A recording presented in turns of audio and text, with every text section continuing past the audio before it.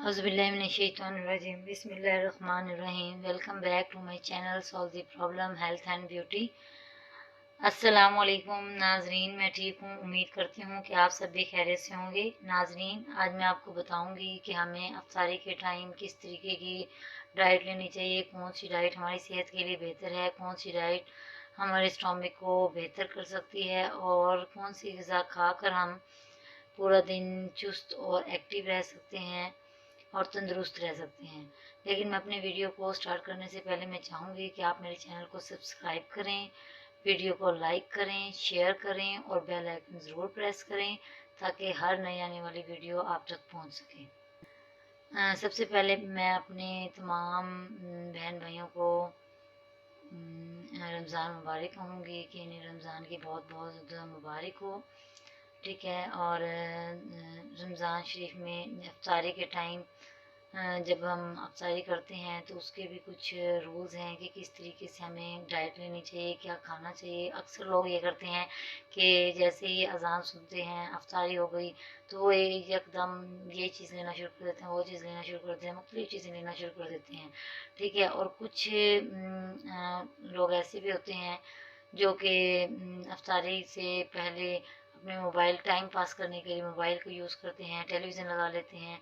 लेकिन जो सुन्नत तरीका और सबसे अच्छा तरीका है वो ये है कि जब हम अफ्तारी करते हैं तो पूरा दिन जब हम रोज़ा रखते हैं, भूख प्यास बर्दाश्त करते हैं, ठीक है, तो हमें अपने रोज़े को दुआ के साथ भेजना चाहिए ताकि हमारी दुआ कबूल हो।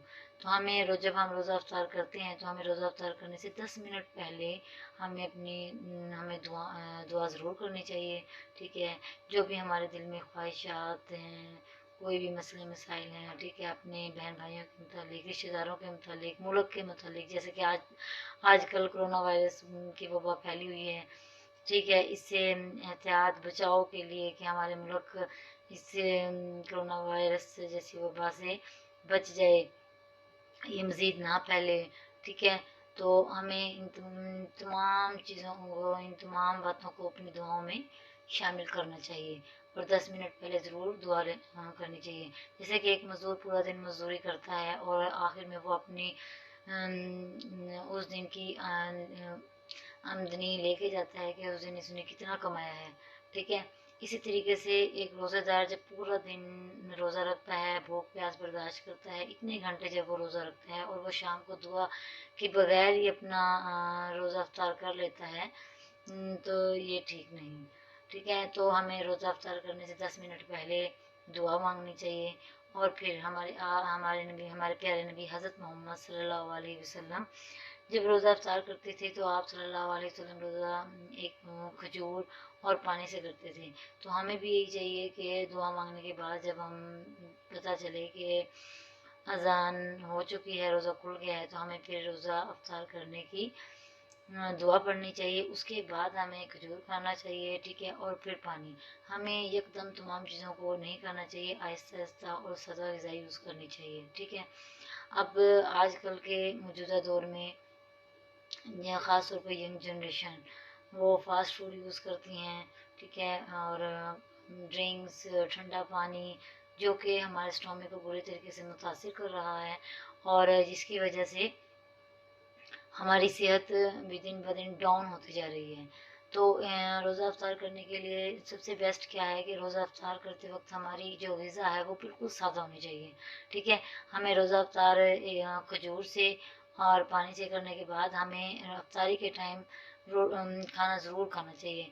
लेकिन अक्सर क्या 90% लोग खाना नहीं खाते बल्कि फ़ास्ट फूड, बर्गर, शावरमा, मुख्तलिफ़ चीज़ें, पकौड़े, तली हुई, जिसकी वजह से हमारा स्टोमक पूरी तरीके से मुतासिर होता है। तो बेस्ट डाइट क्या है कि आप रोज़ा अफ्तार करते वक्त पानी पिएं, खजूर। ठीक है। उसके बाद अगर आप खजूर का शेक बना लें तो वो भी बहुत ज़्यादा पावरफुल है, बेस्ट है। ठीक है। लेकिन ठंडा पानी ज़्यादा यूज़ हमें नहीं करना चाहिए, नॉर्मल पानी हो। ठीक। और जब रोज़ा अफ्तार करते हैं तो हमारी कोशिश ये होनी चाहिए कि 1 से 2 गिलास पिएं, बस, इससे ज़्यादा नहीं।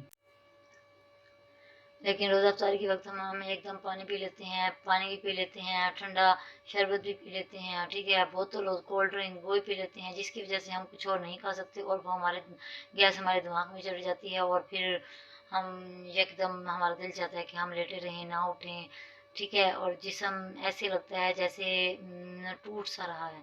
तो इससे बेस्ट ये है कि हम अपनी जितनी भी रोज़ा अफ्तार के टाइम हम तहम्मुल, सब्र और बर्दाश्त से आराम से हम आराम आराम से डाइट लें, ठीक है, और अफ्तारी के टाइम हम अपनी कोशिश करें कि 1 से 2 गिलास पानी पिएं, ठीक है, जिसमें सादा पानी भी आ जाता है और शरबत भी, ठीक है, और आधी ज़्यादा नहीं खाई जा रही तो आप आधी रोटी ज़रूर खाएं, ठीक है, और उसके बाद फ्रूट, आप फ्रूट चाट बना लें, फ्रूट, ठीक है, वो बहुत ज़्यादा बेस्ट हैं।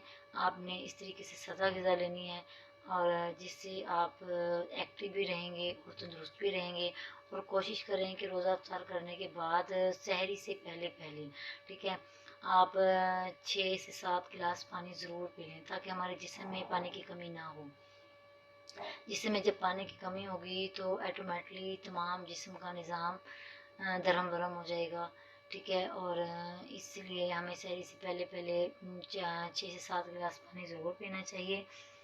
और अफ्तारी के टाइम आप जो लोग अक्सर दूध में बोतल डालकर पीते हैं वो बहुत ज़्यादा सेहत के लिए नुकसानदेह है, हमें बोतल को दूध में डालकर नहीं पीना चाहिए। इससे बेस्ट ये है कि आप दूध पी लें या फिर दूध में हल्का सा नमक मिलाकर पी लें, ठीक है, ये सेहत के लिए बहुत बेस्ट है।